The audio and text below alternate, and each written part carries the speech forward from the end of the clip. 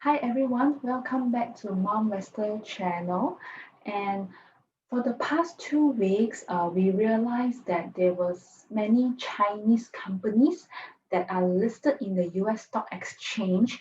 Uh, the share price are being affected because there was some major sell off of the shares in the US market. So today I would like to go through with you why there is a major sell off on the Chinese stocks and my opinion on whether shall we continue to hold on into our positions or shall we actually divert out, means we let go the Chinese stocks that we have and then we divert to other areas.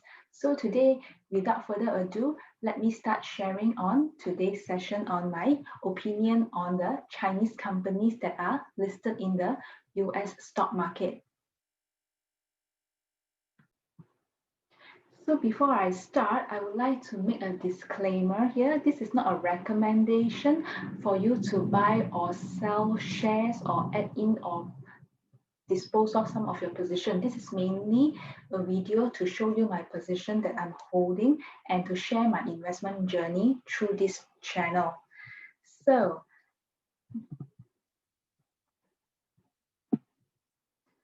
China companies that listed in US, there was actually a major sell-off due to the House of Representatives is expected to approve some sort of regulation that require those Chinese companies that listed in the US stock market to agree on an annual audit to be reviewed by the US regulators, like any other American companies does, right? So basically, for me, I think the market actually react on the news to the factor in that the Chinese companies are not able to comply with this kind of new regulations. So, will these Chinese companies willing to comply on these new regulations? Chinese companies are actually given 3 years to comply with the audits, or they will be kicked off the US exchanges. So bear in mind, these companies actually have 3 years time frame for them, which I think is more than sufficient. If you want to, if you want to, start to implement a law, I think 3 years time frame to implement a law is actually, more or less quite reasonable to me. So, however, it is unclear how the tech companies like JD and Alibaba would handle such regulation. Why? Why JD and why companies, especially the e-commerce like JD and Baba, would be affected? Um, well, this is because the Chinese government actually tried to push back against this initiative for the US regulatory to do an annual audit on the Chinese companies, right? This is because the Chinese government have a concern that there may be a potential for the state secrets to be revealed, because you have to understand those people who buy online, those people who are in the e-commerce line, right? They have to actually disclose their personal details, their personal particular in to the particular apps that they are using in order for them to proceed to buy online. And these e-commerce company are actually listed in the US. So that is the reason why it raised a concern to the China government right now. So my question is, do we need to worry too much on the new regulation if we already have certain position in some Chinese companies listed in the US? Well, it really depends because um, the companies that most impacted companies, right, are usually those companies that have these kind of data protection issues, especially personal data protection issues. So the companies that are affected that I can think of are those e-commerce players like Alibaba, JD.com, or even companies like PDD. Uh, these are the companies that may raise a certain concern.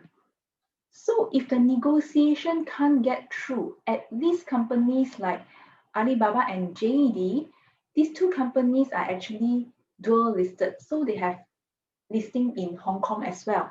Hence, hence it gives the American investors have an option to actually take on the stakes in Hong Kong. If let's say these companies are not able to comply with the regulatory, then most likely they need to get delisted in the US. This is the worst case scenario, right?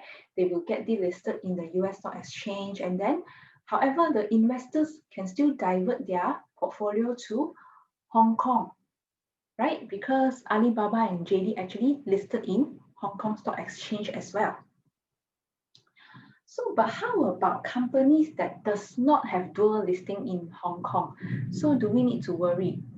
Well, even if the company is delisted after 3 years, just because they don't comply with, they don't, just because they are not complying with the US regulatory, or maybe the negotiation with the China doesn't really get through because of these data protection issues on this personal, data issues. So for me, I look at it in this way.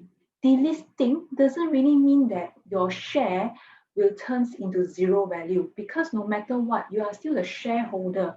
You are still a legit or valid shareholder of this company.